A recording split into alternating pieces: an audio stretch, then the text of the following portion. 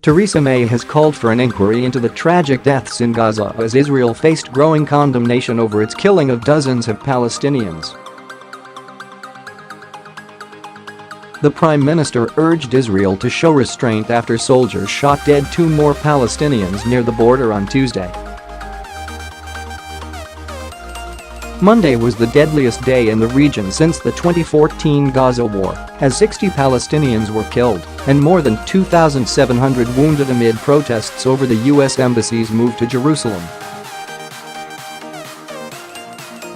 At a UN Security Council meeting, Palestine insisted Israel had committed a war crime by firing at the protesters, while Hamas, the rulers of Gaza, was accused of using civilians as human shields. In a press conference with Turkey's president at Downing Street, Mrs May said the loss of life in Gaza was tragic and extremely concerning.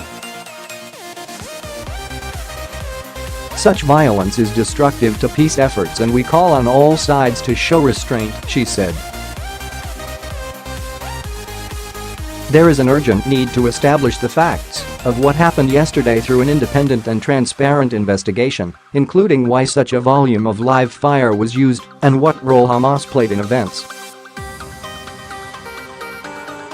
Mrs May said Israel had a right to defend its borders, but the use of live fire and the resulting loss of life was deeply troubling. We urge Israel to show restraint, she added. It is in everyone's interests for peace and stability to prevail in Israel and the occupied Palestinian territories. In a phone call to Israeli Prime Minister Benjamin Netanyahu, French President Emmanuel Macron condemned the violence in Gaza and spoke of the importance of protecting civilians and their right to protest. Turkish President Recep Tayyip Erdogan said Israel had committed a horrible massacre and accused Mr Netanyahu of having the blood of Palestinians on his hands.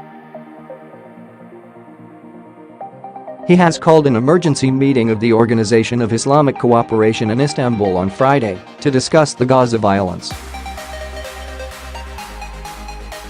The Israeli PM responded in a statement, "Erdogan is among Hamas's biggest supporters and there is no doubt that he well understands terrorism and slaughter. I suggest that he not preach morality to us." Nikki Haley, U.S. ambassador to the UN, told a Security Council meeting that Israel had shown restraint during the Palestinian protests. "No country in this chamber would act with more restraint than Israel has," she said. In fact, the records of several countries here today suggest they would be much less restrained. Michael Lynk, the UN Special Rapporteur on Human Rights in the Occupied Palestinian Territory, condemned Israel's blatant excessive use of force, describing it as being akin to an eye for an eyelash. The UN Human Rights Council said it will meet on Friday to discuss the deteriorating human rights situation in Gaza.